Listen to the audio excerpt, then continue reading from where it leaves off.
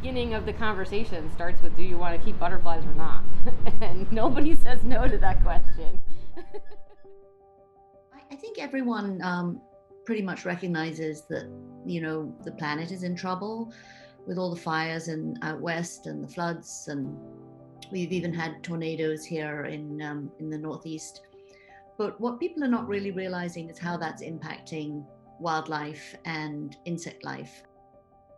Because when we think about the environment, we think about technology, we think solar panels, we think greenhouse gases, very physical, very STEM sorts of things. But you have to ask these questions about sociology, about values, about norms, about governance, about accountability, in order to understand why it feels like so many of us are screaming into the void.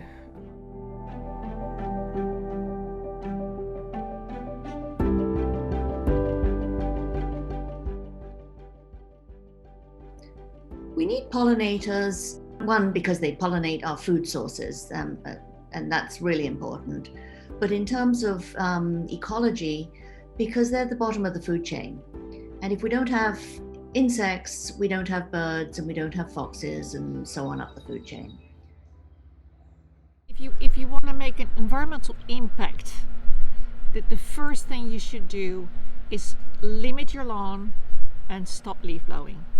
Don't do the gasoline leaf blowers. They are really, really tremendously bad. Plant as many trees as you can on your property, so you don't have a garden just horizontally, but actually you get it vertically as well. You just, you grow your impact in that way. The best thing to do is just plant native plants. Yeah, as many as you can. So we've been, to some extent, hoodwinked by various different industries that are saying, buy this refrigerator, buy this big screen TV, buy this big car, buy this leaf blower, buy this, buy that, buy this, buy that, and you're going to find your life is easier. The reality is that our lives become more difficult. I live in a kind of a mature suburban community where people have yards and they have their grass and they have the kind of suburban look that many communities have, that has been a long time an aspect of Americana. And getting people to look at that differently, think about it, and understanding that just because you have a wide expanse of green grass doesn't necessarily make it a healthy community for the environment. The suburbs are encroaching into woodlands and open space. Developers put up houses, and then they usually, remove a lot of trees and put in lawns. And lawns offer absolutely minimal habitat for wildlife. And so one of the goals of our initiative is to explain to people what is happening and why it's happening, and how they can play a part in reversing that by offering habitat for insects and birds in their own gardens. Just the numbers were so frightening to us. The amount of gasoline used in the landscaping industry, the amount of pesticides. Our lawns use more pesticides than any other food crop in the US of A. 86% of land east of the Mississippi is privately owned. So if we're not making it a home for pollinators and birds, we're not leaving. There's no other place for them to go anymore. So we're trying to get people to consider themselves as stewards of the land, and that if you have a small piece of property, you can actually make a contribution to an ecosystem. Really, the thing about the pollinator pathway is that it is like a grassroots. It is a grassroots movement. So it looks different in every town. Right. It reflects the town and the people that have stepped forward to do it there. We deliver home services, we go to gardens, help people privately with their yards, and everything is done for free. If people need plants, we will go and look for them and give them to them if they cannot afford to buy them. Something about this is, people are hungry for, what can I do?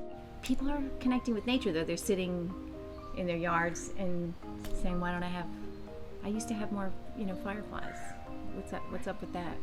And they can get excited about it because it's right outside their kitchen window. And wow, I planted milkweed and I actually saw a monarch, but there's not enough milkweed leaves for the caterpillars. I better plant more. Yeah. If you can zoom in to your garden and you can just investigate a square yard and you see that so much is going on in that one square yard and that you can actually have a huge impact on what's happening there. And this is like a universum for these little insects. That really inspires me a lot. So whatever makes me depressed, that is always a happy place for me. We do get a lot of pushback from people who are just like, ew, it's a bug, or ew, I don't want to get stung. Once you get curiosity, fear starts to move to the side. That's what I've learned. One kind of major societal pressure is kind of a lack of familiarity or a certain set of standards that doesn't include for maybe messier insects or buzzing insects or insects that drill. So there's lots of standards and changes in the way that we approach living with these kind of unruly other creatures that I think is one big piece in this broader set of changes that needs to happen to, again, live more sustainably, be better neighbors, not just with people, but with the animals like pollinators that are all around us. When we drive through our neighborhoods, there's a unwritten code about how high one's lawn can be before it needs to be cut. Neighbors don't necessarily need to say anything directly to us, but they can make passing comments about some other person's house and how that house is not kept up. And then we start thinking about, well, if the person is making that statement about somebody else, what might they think about me and how I'm behaving? My neighbor had a very wooded property, and about 3 years ago, he cut down all the trees and put in a massive lawn, clear cut. And then we talked, and I said, well, you know, do you want me to help you put a few native plants on your front lawn? And he goes, no, I love my lawn. I want it just like this. My wife teases the heck out of me, but I grew up in a small suburb. My dad loved his lawn, and I loved my lawn, and everybody in the neighborhood had lawns. This is the aesthetic from the post-World War II era, and he's never going to change.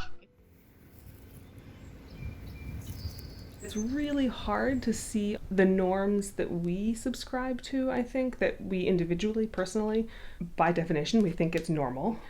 And normal also means right and correct and, best. The fear is that your yard is going to look like you just don't care and you haven't done anything. So there's some ways to make your messiness look intentional, which I think kind of can go a long way to solving the problem. One is a habitat sign, like this. We're on the pollinator pathway, and that's why you're seeing, why we haven't cut the grass. So it is about changing the aesthetic. And I mean, that has happened for me personally. When I see a messy yard like my own, I know that, it's early spring, and so I'm waiting to clean up because the ground nesting bees have not emerged yet. And so to me, kind of this scraggly, like, little bit wild look is now so much more beautiful. There's actually a very beautiful house that is, the whole yard is wildflowers.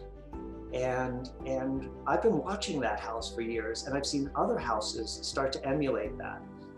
So you can have people who are path breakers, people who are at the leading edge, and other people might start to follow. It needs to be about everybody, and it needs to be accessible. And I definitely have pulled people from walks of life in my town that I really did not think would back me.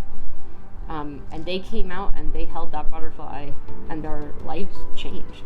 I actually thought the pandemic in many ways was a blessing. A lot of people rediscovered their yard.